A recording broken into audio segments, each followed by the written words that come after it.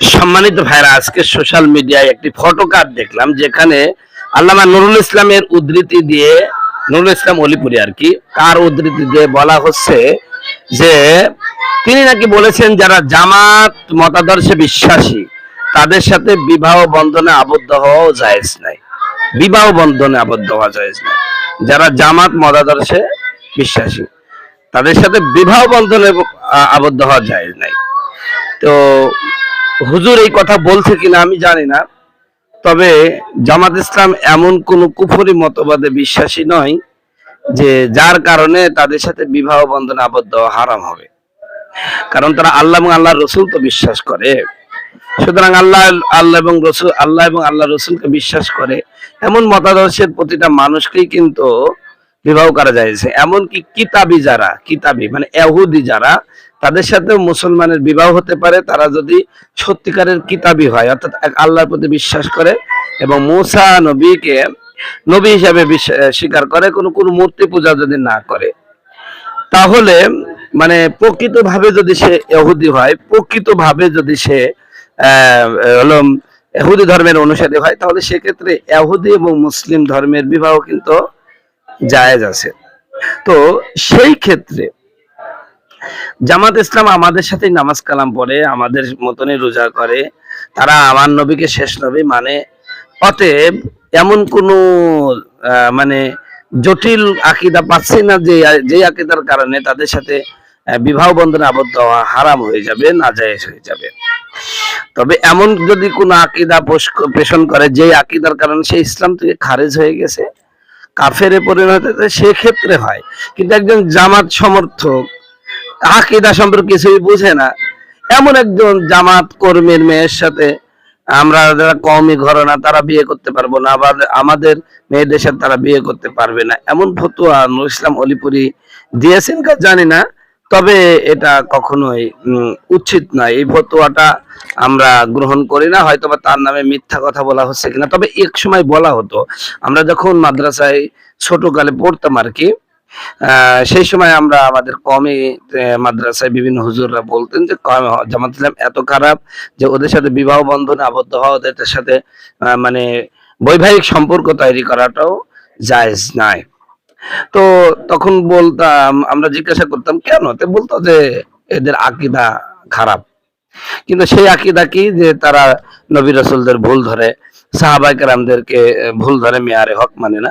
তো সাহাবায়ে কেরামকে মেয়ারে হক মানে, এটা হলো আহলে সুন্নাত ওয়াল জামাতের আকীদা যে সাহাবায়ে কেরাম মেয়ারে হক। আর এইটা না মানার কারণে, এইটা যদি কেউ অবিশ্বাস করে তার কারণে তাকে কাফের বলতে হবে, তাদের সাথে বিবাহ বন্ধনে আবদ্ধ হওয়া যাবে না, এমন তো হতে পারে না। আমরা পড়াশোনা করছি, আমি নিরপেক্ষ দৃষ্টিতে বলছি।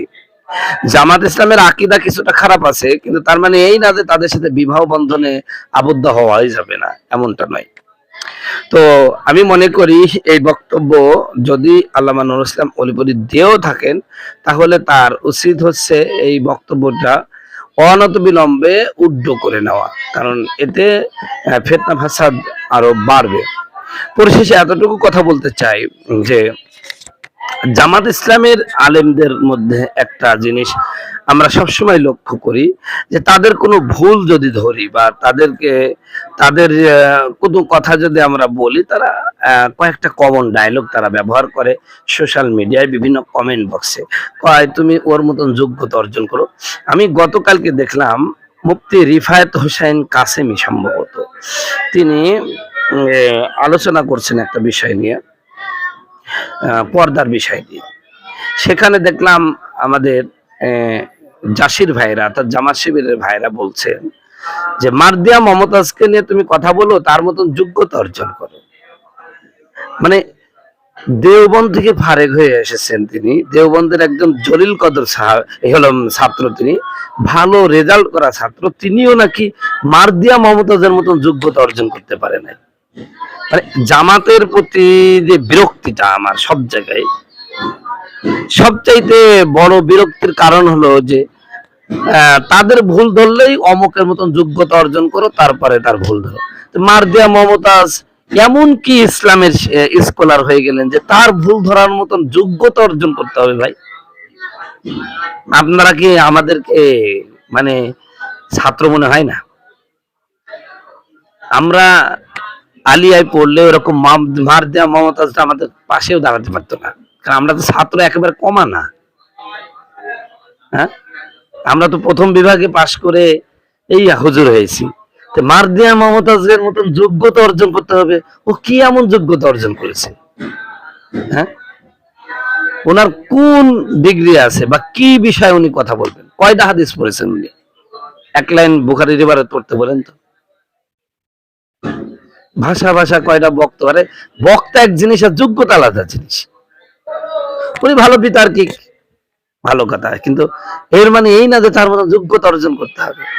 তারপর আর একটা জামাতের কমন ডায়লগ, তুমি অমকের কথা বলো আর চুলের সমান হবা, জুতার সমান। ভাই জুতা কয় হাজার ফুট জুতা পরে, যে সেই জুতার যোগ্যতা হওয়া যাবে না, জুতার সমান হওয়া যাবে না।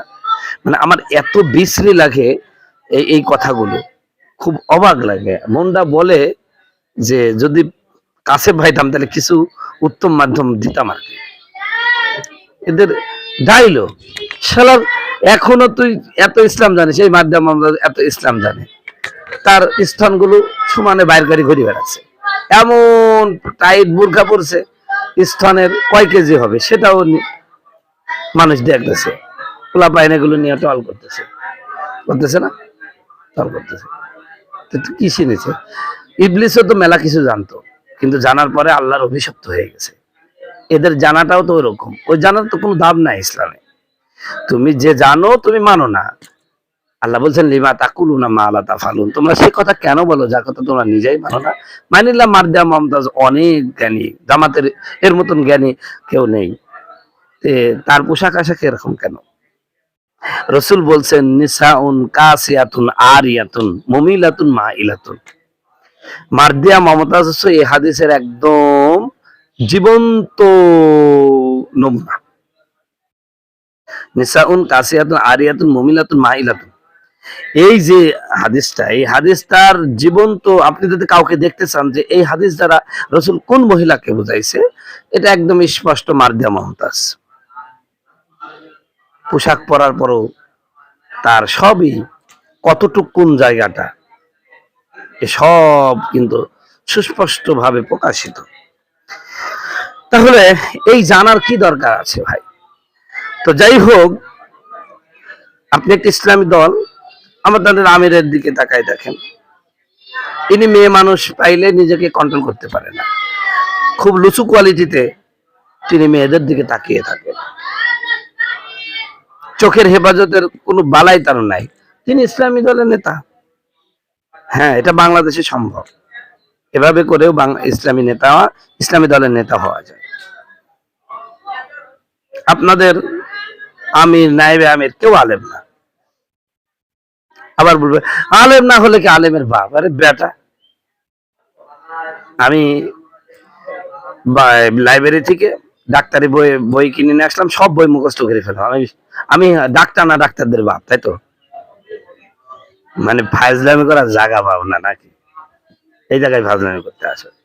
তো যাই হোক, নুরুল ইসলাম মৌলভী আসলে জামাতের মধ্যে কিছু সমস্যা আছে, এই সমস্ত সমস্যার কারণে হয়তো বা ক্ষোভ থেকেও বলেছেন যে এমন এমন আকীদা আছে যে তাদের সাথে বিবাহ বন্ধন আবদ্ধ হওয়া বৈধ না, এমন ভাবে বলতেও পারে।